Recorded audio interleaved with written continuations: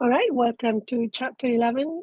We had all taken a 8-week break over the summer or winter for Mikhaila, and we're back at it.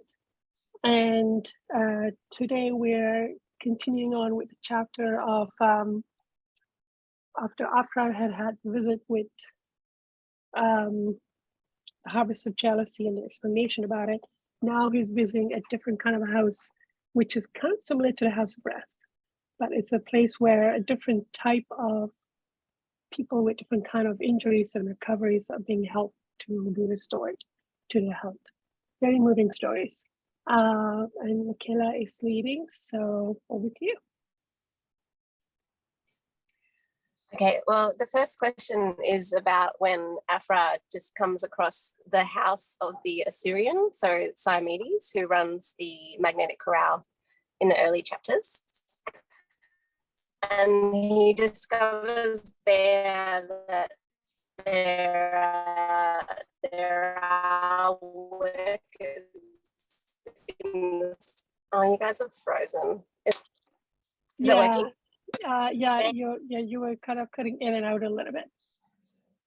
Okay, well, I'll just jump right to the question. Oh, if you wanted to stop the video briefly while you're speaking, could be a way to do it. Is that okay? Mm-hmm. Maybe. Or is it a bit better now? I've just moved my phone. Okay, so I perfect. won't move my phone from where I moved it. Okay. Yeah. Okay. So, so Afra has a question about working in the spirit world, and this is the response of is it Kushna that he's with, that he's walking him?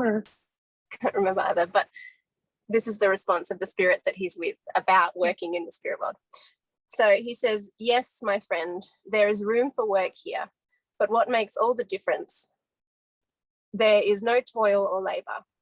Our only incentive to work is love, not to earn an existence, but to produce an outward semblance of that which is born within and which prompts and forms the mainspring of our activity." So my questions around that quote, how does this phrase make you feel?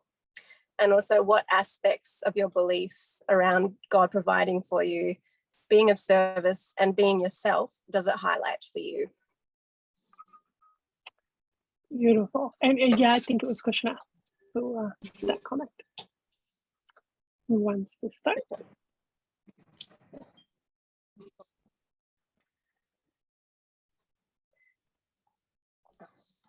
So Virginia's not coming. That's cool. Just the four of us. Great.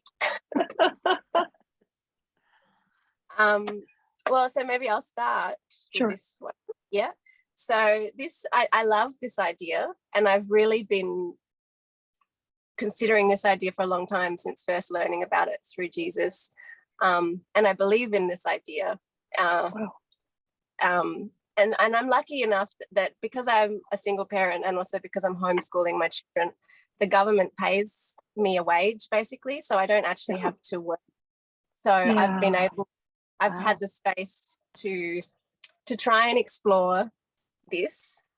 Hey, Michael. But I find I've been really confused about what is actually my interests and what is addiction. And also I find that I'll follow something that seems to be an interest of mine, and then I'll get to a point where I'm triggered and then I'll kind of discard it. So that's mainly been my journey with this idea. And I guess at the moment, in regards to that, I'm focusing most of my attention on just really trying to find myself and understand my interests and developing boundaries so that I can start to be myself without having to respond to all the demands in my environment and that sort of thing. Yeah. Jill? Wasn't on mute. Yeah, I found myself very resistant or blocked to feeling into this. I don't believe that God will provide for me. I don't know that that what it would feel like, what it would be like. I have no idea. Although I get examples all the time of when God did provide, or that when God was there help assist in providing for me. So I get those examples. I just don't believe it. I'm like, yeah, okay, whatever. So I do find that I'm kind of put off by it almost, that it's like, what would this even look like? And yeah, so I'm not, and I'm sure there's some there's a lot in there that I have to explore. There's some tantrums in there, and there's you know, some anger and that kind of thing in there as well. So it's an very interesting question. Well, I'm currently processing the corrupt faith that God will not come true for me, which I am convinced of. I completely believe it. So I'm processing that corrupt faith emotionally. And as I have done so, I have in one aspect, I've actually gotten a memory, because I said it with absolute conviction. God, you're not coming true for me. You've never come true for me. And I you know, argue for it, because that's how you get emotions moving. And then I started to feel, wait a minute, it was my mother who didn't come true for me. She made false promises to manipulate me, and then she betrayed me. Like, oh, wait a minute, it was my mother who did that. And it was nice to get the truth, knowing that I still have to feel the feelings. So I still have a feeling, God, you're still not going to come true for me. In other areas, I still have to keep releasing it, even though in some areas it's been released. And I have a lot of corrupt faith where I look around the world, I look at the struggles in the world, and I say, look, it didn't come true for that person, it didn't come true for that person. And in this story of this, the woman who passed away from exhaustion, from enduring the hardship created by her parents and in-laws, I think the in-laws, I'm saying, look, you didn't come true for her. She stuck it out and she stayed in the struggle, and I have trouble with them celebrating. Look at the fruit of her labor. She's in this beautiful place. She's going to be restored. She's in heaven now. I'm like, yeah, but she didn't come true for her on earth. So that's the layer that I'm feeling to right now, that until I release it, I won't be able to receive truth about it emotionally. Yeah. So tantrums. Yeah, I find I struggle with that one as well. Like, it's just coming to terms with the fact that we are in a hellish condition on earth, and it's not going to be pleasant, and that makes me mad. And it should be nice here, and the fact that it's not nice here means that God isn't providing for us in some capacity. Yeah, exactly. And I also find we really limit these ideas of how God provides for us, like in this idea of it being with money as opposed to abundance. Survival. Yeah. Exactly. So I'm trying to reconcile their concept of what survival really means, which means, you know, Earth's life is such a short span, and then there's other things. And the happiness you generate or you earn is like 100-fold so much better than you could imagine. I'm trying to reconcile that idea with my own feelings of it's all about survival. You didn't survive, you failed. Or somebody didn't come true for you, didn't respond to your hard work. So I'm kind of in that tension. Sounds like a good place to be. Yeah. Others, Selena, Michael, we're talking about the question one. How does that phrase make you feel? The first beautiful paragraph there in the question. I'm definitely the second half of the answer, the darkness and stuck. So I can't offer much here. I am still looking for the faith and probably don't want to reach for it. I was reading of the Assyrians' home and going, holy cow, that's way too big to manage. I could not. It's too big of a challenge to create something as beautiful as that.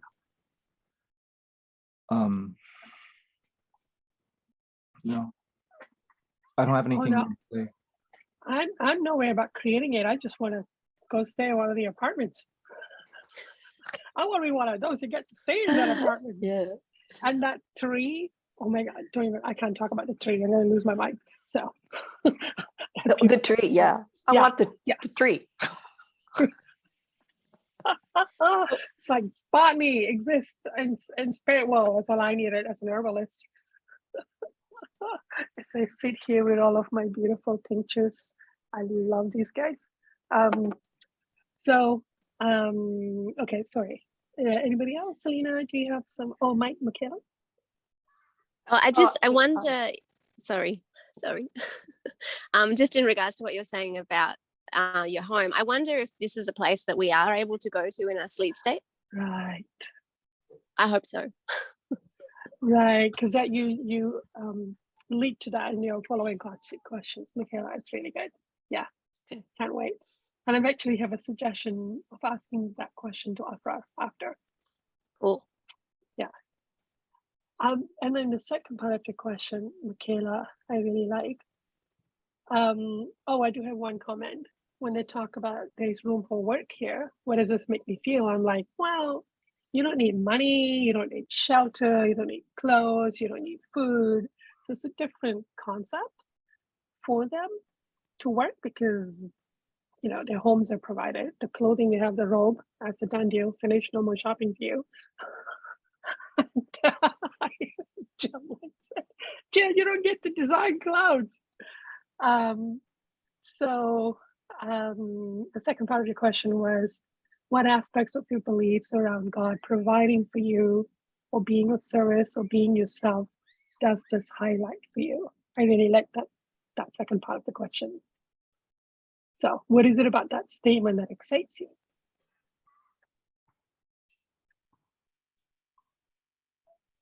Okay. My brain's a bit fuzzy with feeling sick, but I was going to say something. Oh, what you just said then about the idea of work, it just sort of hit me then that this concept of work that we have on earth is about that we're contributing in some kind of way. Right. And if you're just living in your passion, you're automatically contributing, which isn't that really cool? Like you don't have to think about it. You're just naturally in some way of service. Yeah. Selena? Actually, I just was thinking about how, so I was just talking to you about exploring some creativity this week and my big panic about it. And then I realized, then I got the pastels and I'm going to do a picture the next day. I worked like a demon all morning. Wow. So then I thought about that and I went, yeah, because in order to do something, so it's like what gives you the permission to do things. So for me, to do something creative, I have to really be productive, do more than I might normally do. I have no problem relaxing because that is, I think, a legitimate reward for activity. But if you have enough energy and time to color, well, then you could probably wash the floor. Yeah. Relaxing is okay because you did enough work to relax. So relaxing is, so this is what I was taught growing up. Relaxing is your legitimate reward.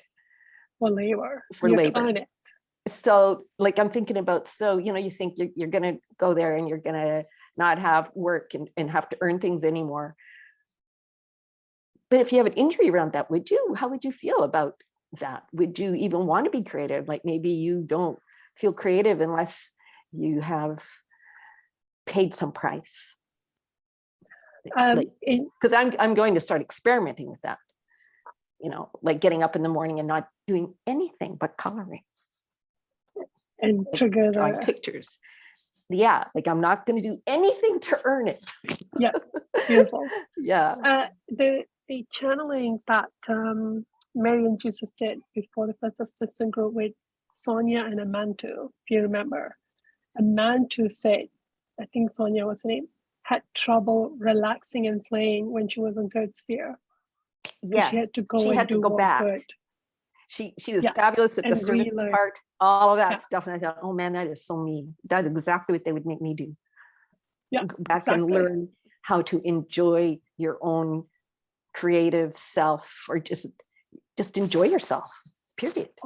I mean, I cannot fathom what spirit world would look like in third sphere. And to have to sit there and enjoy it would be torture for me right now. time, we have a lot of problems with it. Yeah. So yeah. Jill? So I have been begging God, so demanding that all I do is play with clay and learn how to heal. That's for, well, I'm going to say weeks, but it's probably been longer than that because I don't want to do anything else, right? And so, Selena, I'm very excited for you to be able to get up in the morning and just play, whether it's color or whatever it is. Very excited for you because it is enlightening. It gives you energy for the rest of your day. It's yeah, it's I like because that. I get up, I have to force myself to not do the play, and I have to force, I'm like, okay, no, I have to work. I'm working, my brain isn't working. I'm like, yeah, whatever, this is fine. And then I go play. I'm like, oh, I get to play, and I go play. And it's not that I don't feel like I've earned it or anything else. I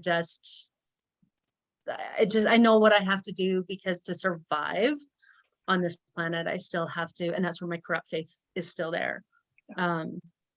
So yeah, so I'm still in the demand and begging of God, why can't I just play in the mud and learn about homeopathy or herbalism or something? Why can't I just do that all day, every day? That's all I want to do. And yeah, I'm not there yet. Okay. Yeah. Thank you. That's beautiful, Jill. I love that. And I think it's such a great experiment. You'll be able to find out why you can't, because you can. Like what Mila just said then, it's like, imagine just sitting, being yourself, enjoying your space, and that's all you need to do. And you're being of service, you're being provided for just in that. Like, that would be amazing. Once you release. It would be amazing. Like yeah. I can't even imagine it. That's the demand that I have right now. Like, I want it now. Yeah. Right? That temper tantrum, that child temper tantrum, I'm having it now. So we'll see what happens after this. So Well, yeah. I love the idea that being myself at some point when all the addictions are gone, being myself equals being of service. Like I don't have to be so hyper vigilant of my hurtful self. Being me is being service. And there's a freedom in it. And then I guess everything will feel like play, and I really want to get there. Then I don't have to like improve myself or get better at myself because I was already created perfect. You just have to explore how you wish to express your gift. Sounds so freeing. Yeah, someday. It will happen. Should we move on to question 2? Yes. So question 2. So this is when Afra is having a conversation with Krishna about what this home is for. So the main part that we're talking about today is based on this quote where Krishna says, yes. Oh, hang on. Sorry, I can't move my phone. I found that this was one of a number of homes where the souls of those who are wearied in well-doing and have fought and come off more than conquerors might rest a while and be ministered to, in order that they might enter upon the joys of heaven with all their energies revived and strengthened. And just another little bit around that, he speaks of how these are conquerors who, following the teachings and examples of Jesus, have worked out their own salvation in spite of creed. So my questions around these concepts is, well, basically these learning about this place in the spirit world got me really excited after a journey. I wasn't excited initially, but once I got excited, I connected to the idea that I am one of these people and that we are one of these people. And so my questions are around if you believe this about yourself, and or are you more stuck like I was and still can be in the idea that I'm full of addictions and sin, so I can't possibly be one of the people that are considered conquerors or contributing good, basically. And how can you develop your faith in the divine conqueror that God created you to be? I really like these questions. So let's take at this. Jill? Yeah, I don't believe I'm a divine conqueror like that. Okay. No idea. But I really am excited that this place exists because it's like, okay, there's a place that I can go rest, because the last woman that he was talking about who was awoken from her rest Mhm. by the people that were calling to her from Mhm. earth, and she literally, she got up in a daze and in a doze and walked, and then she kind of was getting a little bit more alert as she walked. Yeah. And she said, "I'm coming, honey," or "I'm coming, dear," whatever she said. It's exactly where I feel I am. Like, I feel Okay. like anytime anybody calls me, from my parents call me, John calls me, or anything, I just get up and I'm like, okay, I go do it. I'm like zombied, right? And then I come back and I have no place to rest. Like, I have no place. Sleep is not a place for rest for me right now. So I have no place to rest. So I'm looking forward to this rest. It makes me want to cry because I want to be able to have this rest. Yeah. I don't know if I deserve it or if that's where I would be or if I would have a rest somewhere else, but I want this rest. Yeah. Well, and what I recognize in you, Jill, and in us, is that even though we are still responding to our addictions and being zombie-like, like I totally relate to what you just said, we're not giving up. You know, we're still here, and I know for me, I won't give up. I'm going to keep doggedly fighting this, and I think Selena, you've spoke about this before as well, and it's like it's that commitment and that drive that I think means that we are committed to this, and we are conquerors, and we are going to be big conquerors eventually when we push past, you know, the resistances and the blocks and the fears. And I found when I was able to start to soften to that truth about myself, I was able to feel pride and to start to see the good things I'm doing, because I'm sure all of us are doing good things next to doing the shit things, you know. And it was so nice to actually be able to have some attention from myself around the good things that I'm doing. I would like to ask Afra this question at the end of our discussion. I would like to ask Afra in what ways we are or in the process of becoming conquerors in some issues. It may be good to get our own personal answers to build our faith. Yeah. How about your feelings about, do you mostly see the darkness and get stuck in the judgment and self-loathing? What are your feelings about that?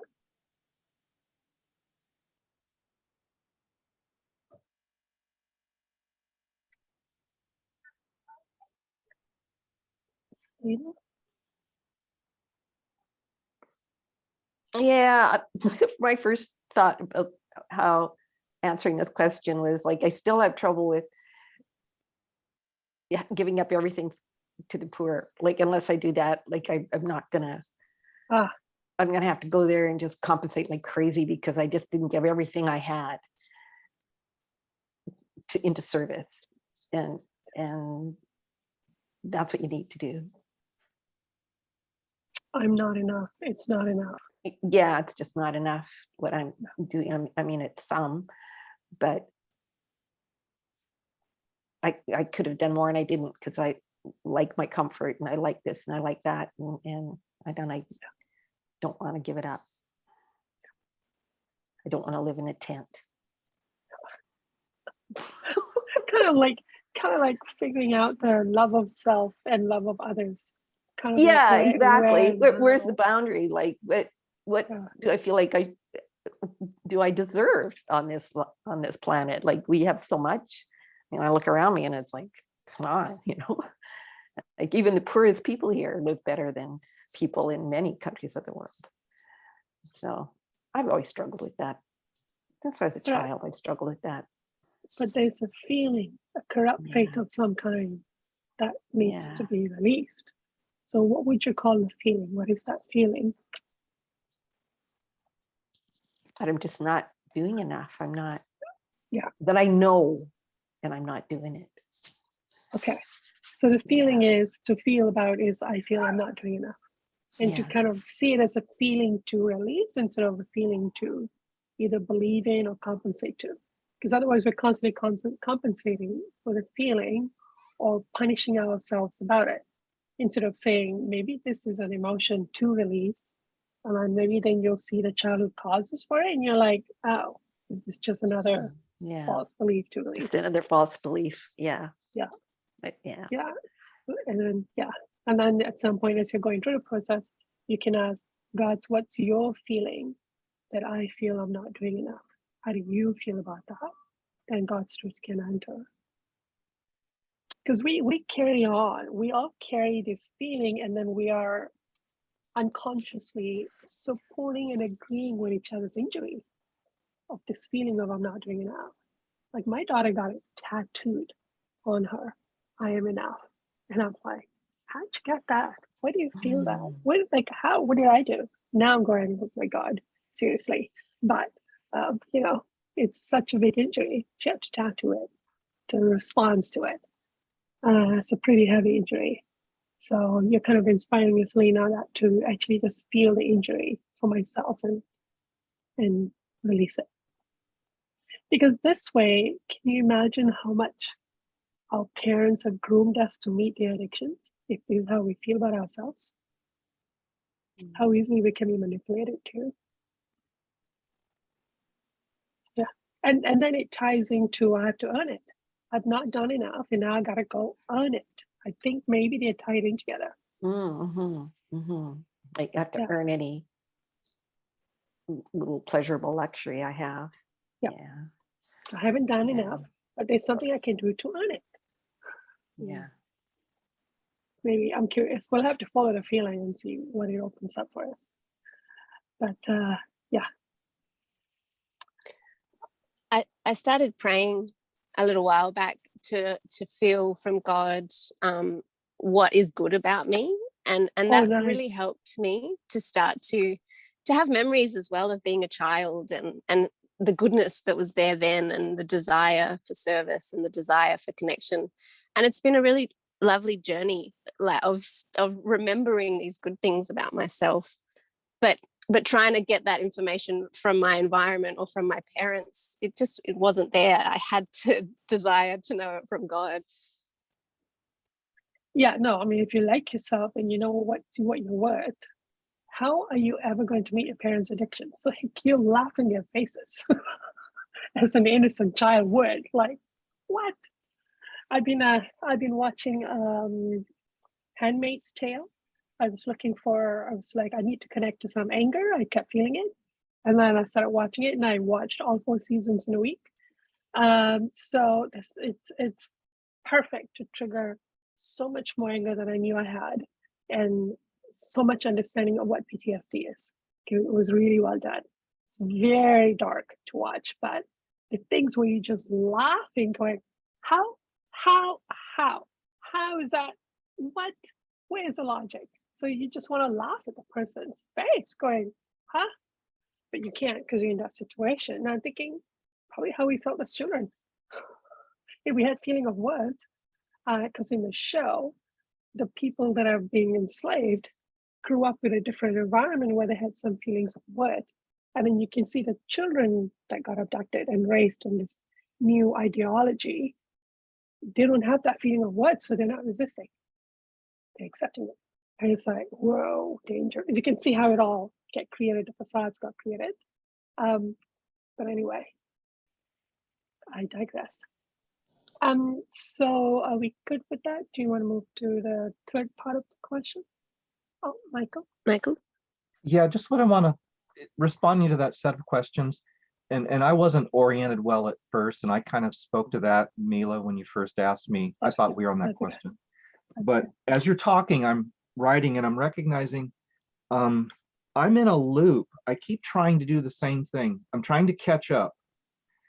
And I never catch up. I'm always falling further behind. My goal is to catch up. I don't even know what I'm going to accomplish if I'm all caught up. I think there won't be any weeds. Everything will be green. The grass will be cut. The flowers will be blooming. The room will be neat. The parents will be happy. My car will have gas in it. The gutters won't have any leaves in it. You know, it's a fantasy. But I've been dogged at it. And when something gets in my way, I'll get angry, you know, and impatient. And I'm also I'm bullying myself for, you know, eating chocolates to keep going, eating carbs, not sleeping enough, distracting myself by reading the newspaper, reading everything I can about all the political issues. Going back about 8 years, I read all of it. So The feeling, can I say the feeling for you is I'll never catch up? yeah, and I feel like I need to. I don't Yeah. want to let go of these things I feel like I'm supposed to do. And the position I'm in now is helping my parents live out their lives. So when you're talking about doing the script you learned from your parents, I must be doing it perfectly. Because I'm helping them, and so well that my mother resents any assistance at all, which is probably how she has felt about my father for much of her life. And my father just keeps trying to walk again. And nobody's doesn't seem to be really thinking about what happens next, you know, what's the next life, and they're watching reruns, but that's their life. So But, well, kind of a mess. if you come up with if you take a piece of paper and you write down, I will never catch up. Just write down, I will never catch up. 100 times. No, just one time. Oh, And then go, and therefore, then the terror will you'll start to identify the terror that you're constantly running away from. Because there's a terror under the addiction of I gotta catch up. You just described the frenzy that's driving you. So just say, you know what? I will never catch up. It's not gonna happen. And therefore, just wait for it, and all kind of anxieties and terrors will start to come up. Just write them down, and you're like, well, there's my list. That's what I'm gonna have to go through. And so the frenzy of I gotta catch up will just disappear. This is always good about something else. Yeah. okay. Okay. I like the question, how can you develop faith in the divine conqueror that God created you as? I really like this question. So, guys have ideas?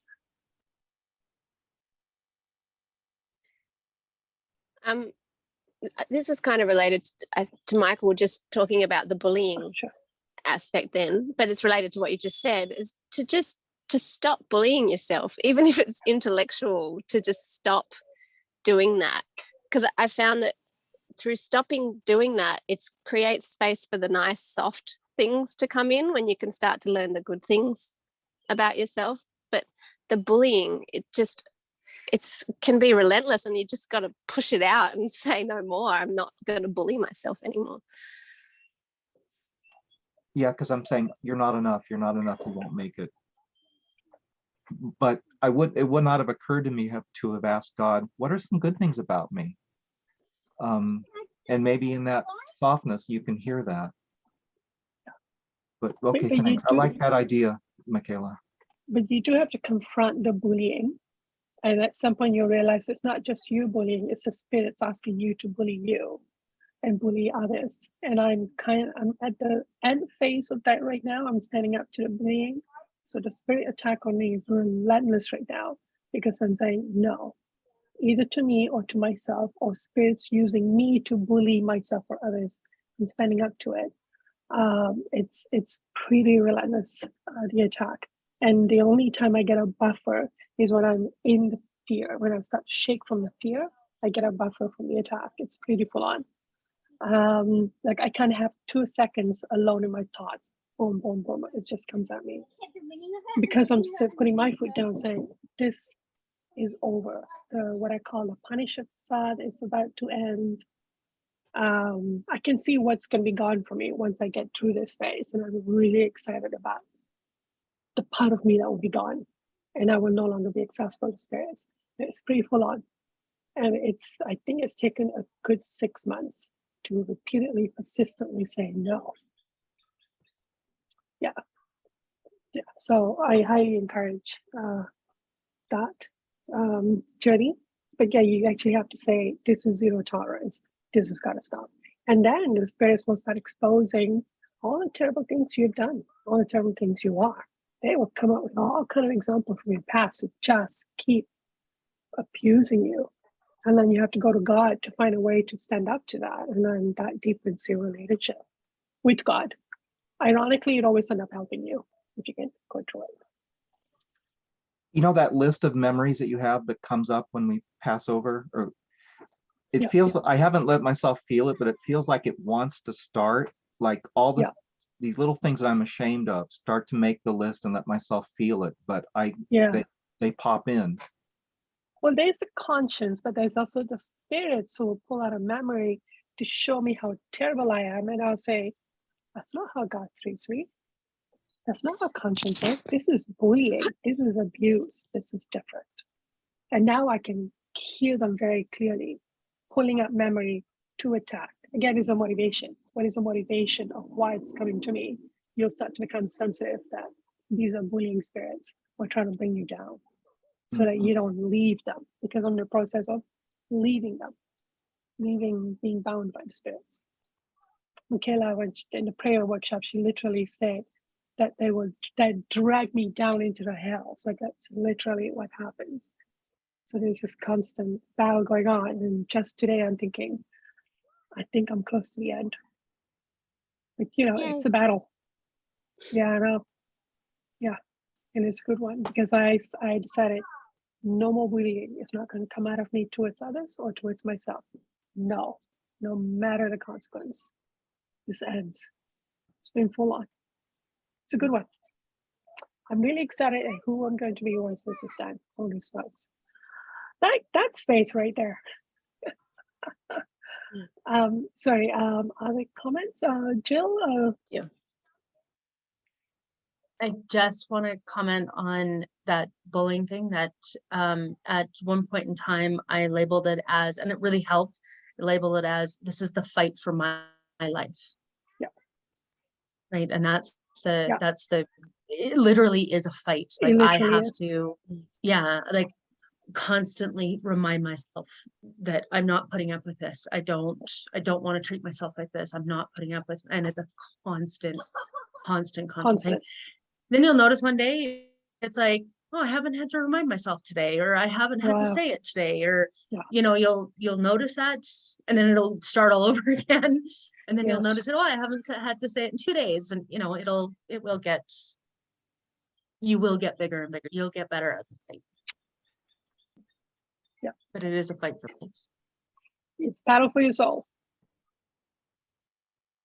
Yeah, I recently had to let go. Like I've been sort of resisting the hellish nature of Earth and just going into this sort of give up emotion of I just want to die and not be here. But coming to realize that it is a battle here. It is in the hells. It's not going to be easy, but we're here for a reason, and we're here to maybe bring change, be part of the change that is going to come through. And then, like Mila said before, it's a short time. Like right now it's every day, all day, but we'll eventually look back and it will have been such a short time in this hellish state. And to stop resisting it, to be present, but be present to the fact that it is a fight and we're on the front line. I always knew I was going to be one of those frontline people. And that's what we're doing. We are on the front line. Yeah. Yeah. Yeah. We're not waiting for Mary and Jesus to be at one we got, and then the path get easier, and then we'll just skip along. We're not waiting for that. We are saying, in some way, we're probably assisting. Who knows? We're probably assisting them by our path, by our passion. We're allowing more celestial spirits to become involved because we're calling for them. Who knows? Someday we'll look back and go, wow, hopefully. Selena.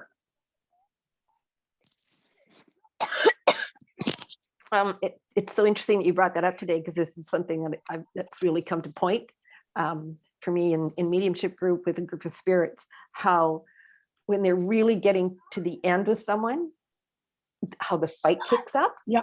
Mhm. And the influence, and they're trying to exert influence on a group of us, and how good they are at, but like, then I felt them, and like, they're desperate.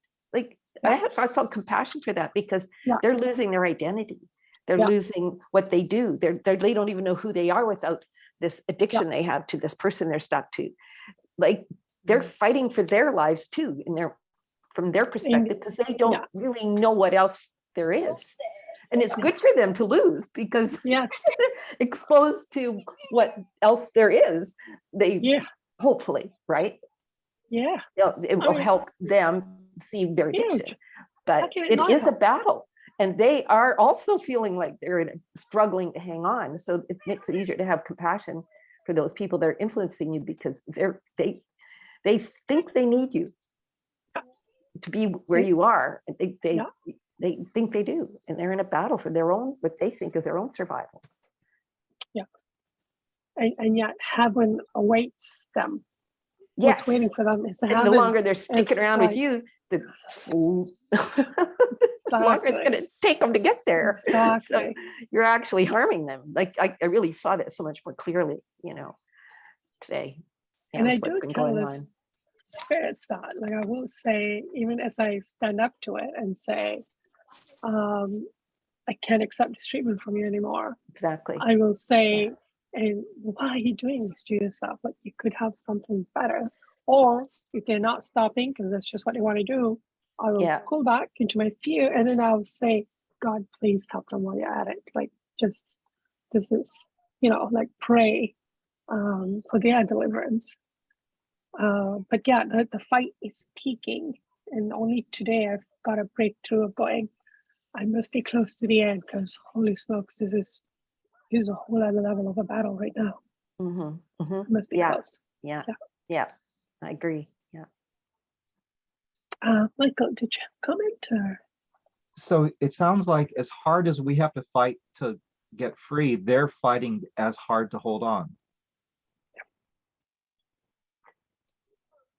But they're fighting to create more pain for themselves, unfortunately. They're trying to avoid their real condition by interacting with us and some kind of control, and for whatever dynamics. But okay. Okay. So Faith, come on, let's answer the question. I needed you. So how can you develop faith in the divine conqueror that God created you as? How can you develop faith? Well, my answer was by asking for God's feelings about ways in which I am a conqueror, so that I can have self-respect and self-approval, so I can have pride of myself. That's one way I could develop faith. I'm also hoping to get some answers from Alfred today about it, but that's my answer. What about you guys? I think, like, in asking God as well to receive pride from your parent for doing that, because that's not something that I'm familiar with. The only pride that I received was when I was doing exactly what they wanted me to do. So it's been a beautiful experience to feel genuine pride from my parent. Yeah, beautiful. Thank you. How about yourself? How about others? Come on, dig deep, find something. This question is very important. Is why I keep coming back to it. What you got? What would you like to try? Can I add another thing? Yeah. Okay. Well, I just noticed recently that when I'm hearing really positive things and expansive ideas and loving things, I dismiss it and I doubt it. Whereas when I hear the negative, dense stuff, I'll hook into it and I'll believe in it. So I think it's switching and realizing that if it's positive and expansive and helpful, that's what we should be listening to. And if it's the negative density stuff, we need to feel why it's there, but we shouldn't be engaging with it and listening to it and believing it. Yeah. Thank you. Jill? Um, I think the only thing that really kind of comes up for me is like to ask God for examples, like, you know, Okay. how, like you suggested, you know, how have I been a conqueror in the past? And even just on a day-to-day basis, you know, in situations, how can I be a conqueror in this situation? Yeah. I'm really not sure how that would work, but I usually use the word at the end of the day, I say, God, how have I been in harmony with you today? yeah, that would be nice. Um, And sometimes I ask, how have I not been in harmony? But most days I said, I'm sick of feeling bad about myself. I'm not asking that today. Just give me the good stuff, please. And that's okay. Yeah, like, but I think that it would help in you understanding that you're not this bad person that people are showing you that you are, and right? spirits. It's And like spirits. Mikhaila and like and that's what I mean, like the spirits and people here on earth and whatever. Like Mikhaila said, it's that switching of, not necessarily switching of a mindset, because that's not where we're at, but it's switching that perspective of looking at I'm actually a good person. I'm not believing in the negative stuff. I'm not believing it. I choose to believe in God, in faith. Because the prayer that Jesus had given us, I think if you go to our website, there's the prayer. There's a prayer, Mhm. the only prayer that I know of Jesus Yeah. had given us. It's about that. God, please help me see myself, something like that. And not as this wretched creature that others are saying I am, but that I'm your highest creation. Please help me see that about myself. I think that is, I'm paraphrasing the prayer.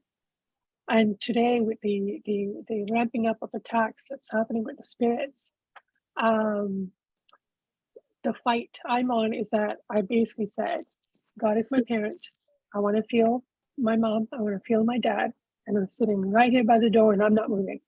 I'm very stubborn. So there's a positivity to it. Now I'm like, I'm sitting right here. God is my mom. God is my dad. And that's the only person I want to listen to right now. Like, what is a mom? What does a mom do? What kind of feelings would mom do? What does a dad do? I want to know God. So I've got my face oriented towards a certain direction. It's a closed gate from the inside, but I'm going to stay at the gate and open it and not get dragged back into the darkness. So the spirit attacks have ramped up because of it, but I can be just as stubborn. And I'm like, I put my foot down. I sat down at this place spiritually, and I'm not moving. Yeah. I think that's the firmness of like be firm in some kind of a choice, and once you're firm, that's kind of a protection too. Yeah, that's in one of the talks where Jesus draws like the armor. You know, you have an armor, how to stand up to spirit influence or something like that. There's an armor of the faith and the will, and so there's something about being resolute that is a kind of a protection, which is also discussed in the books. I think it was in the second book. If you're resolute about something, then you're not as influenceable. Michael, Selena, what faith can you step into? Selena.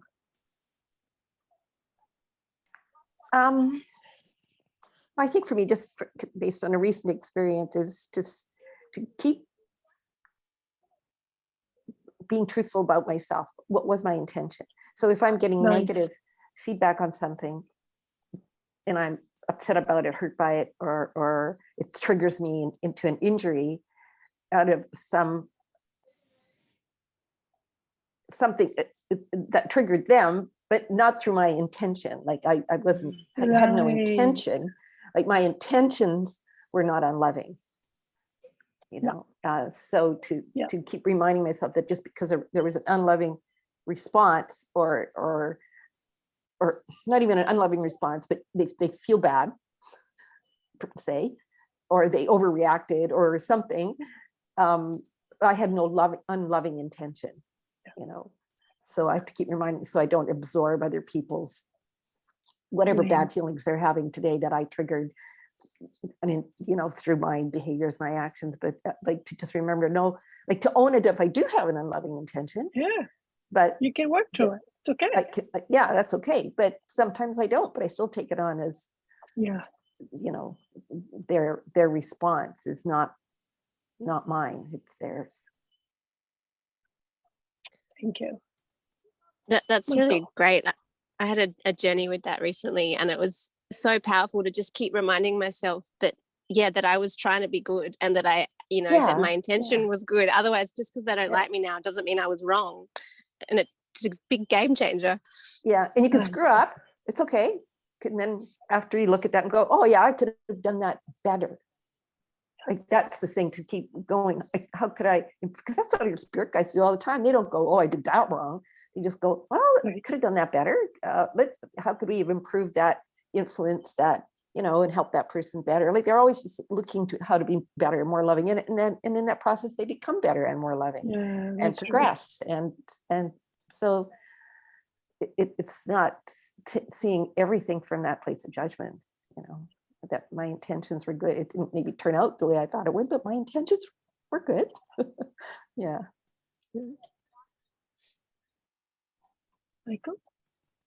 I didn't know how to answer this because the divine conqueror is not a phrase that I use. It's too religious for me. And so I would try to search through the Divine Truth tapes for something that deals with it.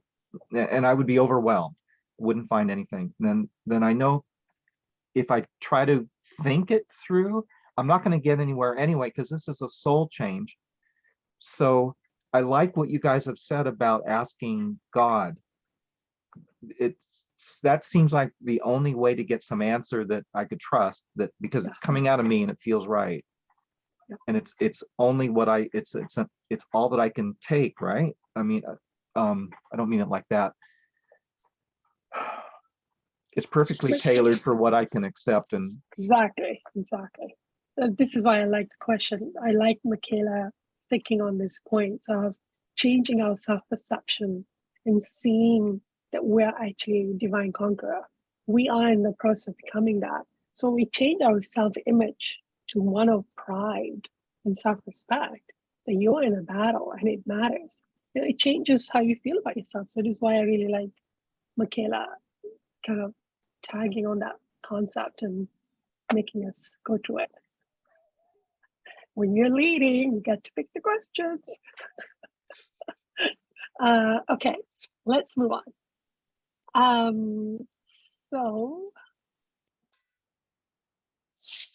Question 3. Yeah. Okay, so this is the quote. And oh, how near that future is. How soon might all be accomplished if only systematic theology could be cleared away and simple-minded souls could raise the true standard of the cross, that all the world might see and recognize that every difficulty would be overcome, every problem solved, and every ideal attained in Jesus. So the question is, do you have faith in all that Jesus has taught you, and how are you acting in this faith?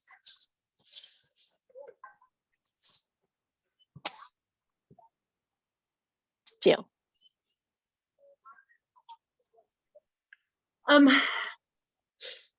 doubting that I believe that this is how it actually works, but every fiber, every molecule of my physical being wants this to be true. That I can release everything that has either bad been done, I've done bad, whatever that looks like, that I want it to be true. I really, really, and that's, I think you mentioned it before, like this is what keeps on driving me, that to figure all this out, to, you know, take one more step forward, to go through it all, because I want this to be true. You know, just, I want good things for the planet. I want good things for me. I want good things for everybody around us. And if this is how it's done, let's do it. Let's go. Right? I'm not there of 100% belief in it. Yeah. We basically are believing, let's just go with the idea that God is good and let's see, let's go find out. Yeah. Yeah. kind of makes sense that there's a parent that is good. And therefore a good parent would, is that resonating? Yeah, it's like the hope, you know, the Yeah. jar of hope, a jar, you know, the hope a jar kind of thing. It's like, okay, a good parent, what would that even look like? Like what is a good parent? And but I want to believe that a good parent is out there, and that they want good things for me, and they want good things for everybody on the planet. You know, it's just that I don't know if I can explain it and put words to it. It's just a very deep hope that there is somebody looking out for us, a parent looking out for us. Even wonder when we if do you- bad stuff. I just wonder if you had some sleep state experiences that it's built into your awake state, because there's a part of you that knows. Maybe that would be fantastic. That would, you know, that would be great. Yeah. Yeah, there's definitely some faith in there, Jill, is what Yeah. I'm getting. Yeah. Well, I hope so. I hope that there's faith in there, because I question this process all the time. Like I question this, like, why am I doing this? And I will, and I know I shouldn't, but I do actually not necessarily go out of my way, but when something comes up that it's like, oh, this could mean that it's not true, like all of this is not true, I latch onto it. And I'm like, and I analyze it and I look at it and I'm like, are we doing what we're doing? Is this just going down the sort of the rosy path? And am I not looking at the whole picture? And I really kind of go into that bullying, right? That bullying factor of it. But I want it to be true. I really want it to be true. Because if it's not, what else is there? Right? What are we doing here? Which kind of doesn't add up if you look at how No. the world is designed. No, it Kind of doesn't. something just doesn't add up if you. But anyway, there could be some good terrorists to release there. Yeah, I'm feeling a little fear. Come on. So yeah, that would be good. Selena?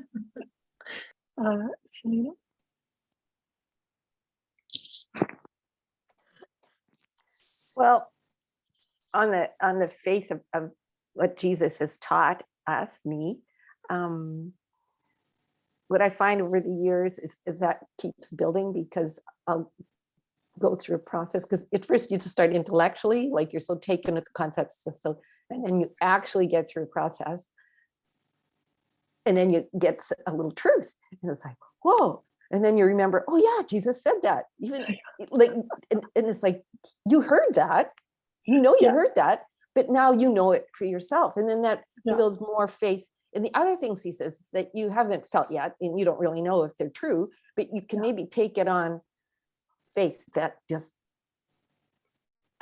if that was true, then why wouldn't everything be true? You know, how could you be right about one thing and not right about the other thing? So I said, take it on faith that they're all true, and that eventually I'll know them for myself as well. Yes. I just keep working. That's a big part of end. Yeah, that's a big part of the work. You got to know it for yourself. Yeah, I got it. Whatever Yeah, it says. absolutely. And the more you do, the more you know that.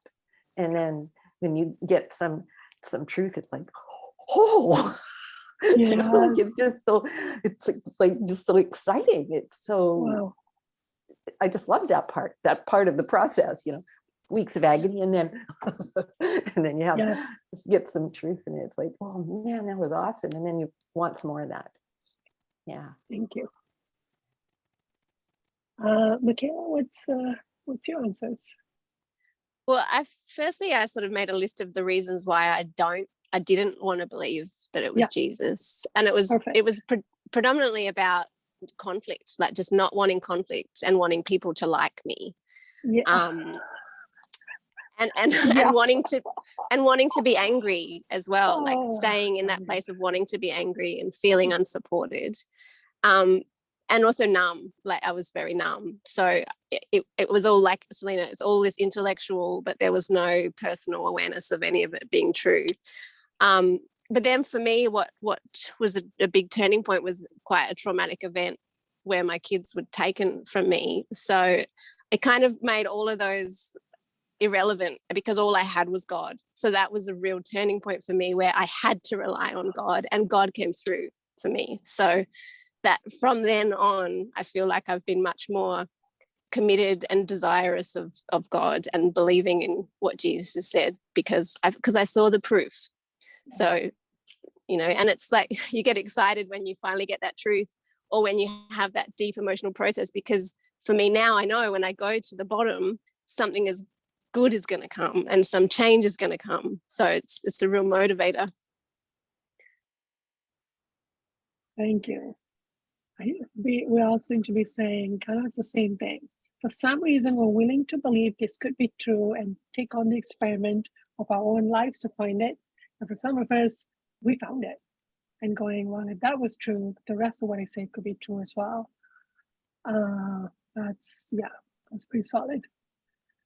Mine were, I put some of Mary and Jesus' teachings to practice. Again, it's like, you know what, let's just take it literally. One is when he said, talk to God. Talk to God about it. So I literally will talk to God. Okay, God, I am at this situation, blah, blah, blah, blah, blah. Another one that I got when I went for the first live seminar was when Jesus said, you can ask for God's feelings on any issue at any time. I took that literally, ask for God's feelings. And then another one is I kind of started to go, you know, spirit influence, I think it's a real thing. Boy, do I know it now. The concept of addiction was another one that I started to kind of go, you know, I'm going to explore this topic of addictions. Another one was about abortion and miscarriages. Boy, is that real. As well as the idea that we are the one harming our children. That's another concept that I've taken on to explore. And then another big one is at one, becoming at one with God is another idea that I say, you know what, I'm going to go with that one too. So I've taken quite a few of what they've taught into like literal daily practice. And then the next part of this question is, how are you acting in this state? So how do you feel that you're taking on some of the concepts that what Jesus Mary have taught? How have your life, how are you acting on it? How are you living in it? What answers have you guys come up with? Mikhaila? I found probably the main area that's the most helpful for me in this is like really taking personal responsibility for what my law of attraction is bringing to me, and then praying about it and knowing that even if I don't get an answer straight away, over the next period of time, as I soften, I will get answers and the emotions will come and the change will come. But that's been huge, because you have control then, don't you? If you realize that you're actually responsible for everything that's coming towards you. That's beautiful. Like, you don't have to take too many things. You can just take one or two concepts and go to town, and that alone will kind of lead you on the path. Like, you don't have to take on, Mary and Jesus give hundreds of ideas and issues to work with. Just pick the one that resonates and then go. So that's a beautiful example right there. Others? Anybody else? Michael. Similar to what Mikhaila said, I'm starting to feel a responsibility for my life. Like I'm going to have to make the decisions. I'm going to have to make the actions, I guess. I think I've spent a lot of time avoiding and blaming and stuff. Yeah. But there's a little bit of a power, a little bit of a light and a way out in saying, oh, I have responsibility for this. And it kind of feels like I might be given some tools if I begin to say, this is mine to do. And looks like a really long journey. I really wanted a short one that, you know, and This I didn't is want the to have short one. Yeah. Yeah. you know, I haven't wanted to experiment, be creative, do stuff like that. I just like it all spoon fed, but it doesn't look like we're really designed to be that way. And I'm gonna have to get some hide in the game, Well, some look at skin in the any game. 2-year-old in a playground. I mean, What? they're experimenting, they are responsible. They're taking responsibility for exploring their world. You can stop and we squash it, but look at 2-3-year-olds exploring their world. That's what it looks like when you're taking responsibility for exploring your own world. It looks like fun. And what I like what both of you have connected to, you feel a sense of control. You feel a sense of authority, a sense of power. Like the word responsibility can sound so heavy, and yet you're feeling empowered, and you can already feel like I'll be provided tools when I start to Yes. lean into it. Yeah, having the opposite effect of what you think would happen. But I mean, any child, if you look at them, are actively wanting to take responsibility for their environment, for themselves, for their learning, for their question, curiosity, choosing their own clothing, choosing their own socks. Like, I want to feed myself. How fast can I do this? So, you know, there's something there. Yeah. Thank you. Jill? I think the biggest way that I've put it into practice is making sure that everything I say is as close to the truth as I possibly can get it. And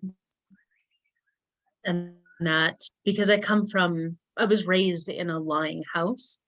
My parents lied all the time, right? All the time. So, you know, when I was younger, when it scared me, I would choose that route because that's what I learned. And now I just make sure that everything that, regardless if I'm afraid, regardless of the consequences, it's truth. And if I can't say the truth, if I don't know the truth, or if that fear overcomes me, then I just don't say anything. And go back and look at it. But yeah, that truth is a big one for me. Beautiful. I find in those Don't- moments, Go sorry, ahead. just like even if I can't be truthful to the person, to try and have a really truthful rant to God around it, that is very helpful. For myself, it is that I'm sticking to the addiction work till it's done. That's how I'm acting in faith, that I've been looking at the concept of addictions based on Jesus' teaching, and I'm sticking to the work. I'm always asking for God's feelings. I'm standing up to spirits because of what I've explored. I'm doing mediumship. I am looking at the sins I have towards my children. I am interested in becoming in harmony with God on how God feels about love and truth, which is basically enlightenment. Like, as a coming to harmony with God on all of each of these issues, at some point, you're at one with God. That is the path. So I feel it's interesting that whatever I have faith in, I'm actually acting on it. Those are the things I'm always looking at every day. Yeah, so it's a very beautiful question. I'm mindful about time, so I don't think we have time to go into question 4. But I am interested in asking Afra the question about the question I want to ask Afra is, Afra, in what way am I already or on the way to becoming a conqueror in some issue, or in the issue of sin, or in some issue of truth? In what way am I already on my way to becoming a conqueror, already have conquered? So let's ask Afra that. I'll just pause the recording and then we'll come back. Anyone want clarification on the question, or with that? Okay. Okay. Okay. Well, I hope you guys got some empowering messages. Yes, stand tall a little bit. little halo around our heads. Yeah. Okay, so what answers did you guys get? Who wants to go? Come on, brag a little. Mikhaila? I got a few answers, which was really, Yeah. really cool. Okay. I got about, especially with the prayer group, like really starting to learn the power of prayer and that we can do it for anyone. And I've been starting to enjoy having that little power in my pocket. And actually believing in it. You know, I know I used to pray, but didn't really believe in it. Whereas now I'm like, okay, cool, this is going to do something.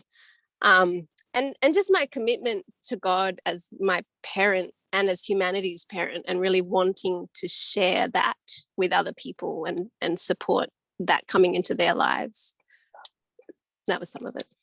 Yeah. What else? Oh, really? Okay. Just when I'm interacting with other people, I really am wanting to help them to go deeper and to see deeper, and to also expand into this idea that they're not alone in their journey and that there is so much support for them in their journey. Wow. Yeah. Yeah. Okay. Good. Yes. Okay. Thank you. Jill? I got a few things. I got a reminder of some things as far as what I've been doing now. So a few days back, or I think it might have been a week ago, that I was having a tantrum on being a healer. Like, I'm not a healer. I was having this big tantrum on it. And I remember falling asleep that night and actually thinking, I'm a healer, like actually stepping into it, which was kind of cool. And it broke down a lot of the resistance that I have to getting in it further education or anything like that, learning about it and all of that. So, which was pretty cool. I've gone further into or I've started up my education again in homeopathy and homeopathy, and looking at what else, just keeping options open. So that was one. Then I got a little reminder that of how proud my parent was, which was kind of interesting. Wow. That I actually just recently set a boundary with my earth parents. It was tiny, but I set a boundary, and they didn't like it. Not that they would ever say anything, but I did it.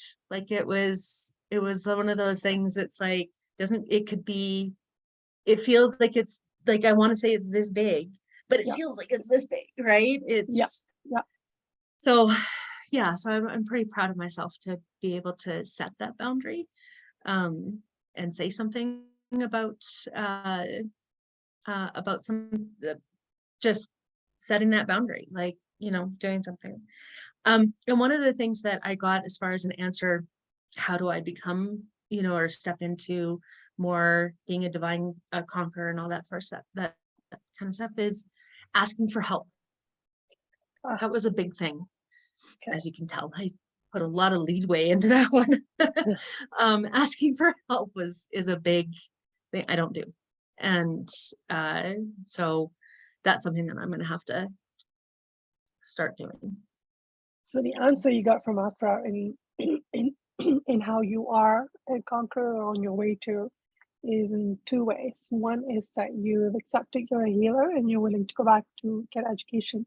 And two is in that tiny moment when you set your boundary. Yeah. 2 things.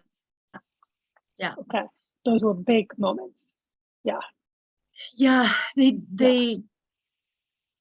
mean, in the grand scheme of things, it's like, well, they're tiny. I want to say that they're tiny.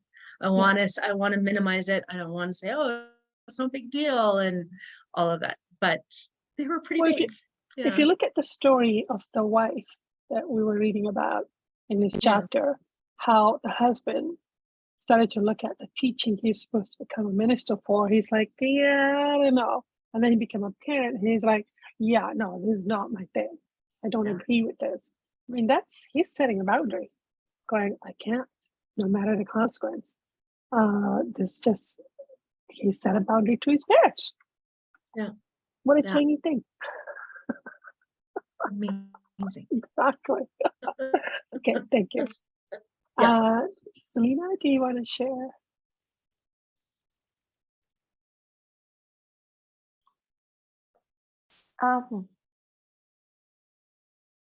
Just encouragement to stay in my commitment to overwhelm. Okay. In what way have you been Just a conqueror? overwhelm. What have To you- just what stay have you- in my overwhelm emotions, like to desire that, to Okay. be in them. Yeah. But what examples did you receive in ways that you have become a conqueror? Well, What just have you- the whole creative process with the art, right? Like that okay. came as a result of like showing me, see, you allowed yourself to be in overwhelm. You Oh, still took action. yeah. You didn't allow Oh, the little brilliant. voices tell you, all the reasons not to do that. Yeah, You yeah, just yeah, stayed yeah. in that. In fact, the overwhelm motivated you. That's So brilliant. So to the way in stay which you've in that, conquered, right? Keep remembering that. Keep Okay. remembering to stay there in that space, in that. Yeah. but that is what you have conquered. The ability and willingness to be overwhelmed emotionally. That is Yeah. a result that you have conquered it. Yeah. And That is yeah, the way in which you are because conquered. I'm working on this whole concept I have of the futility of some of my emotions, like feeling them is not Yeah. productive or good or don't matter. What would be the point? Wow. So That's a part of that. beautiful one. I don't have Yeah. that one. I haven't conquered that one. That's a beautiful one to conquer. I feel like that's a turning point, basically. Once you're willing to be overwhelmed emotionally, you're on your way. Yeah. Yeah. I'd say that's something to own. Yeah. Come on, show off the crown. Yeah. Okay. All right. Yeah. And it's so, I was thinking about that today. This big attachment to overwhelm, like physically, it's so physically uncomfortable. Like it's not just, Yeah. so interesting that we're trying to avoid the physical Yeah. sensation. Like that's what stops us. It's like your body saying, that's bad for you. Yeah. You have pain, it hurts, it feels terrible, stop that. Yeah. And Yeah. you just have to commit to it. Yeah. Okay. Thank you. Michael. This question is helping to put me in the game because Okay. I don't feel. I asked the question of this in the spirit of Afrar, and I don't feel like a conqueror. I don't think of myself as a conqueror. I exercise non-faith, and I am not a conqueror. So, but if I think of myself as a conqueror, that puts me in the fight. Okay. And I really, I'm not a conqueror yet, but I'm on the path that conquerors. Is that what Afra said?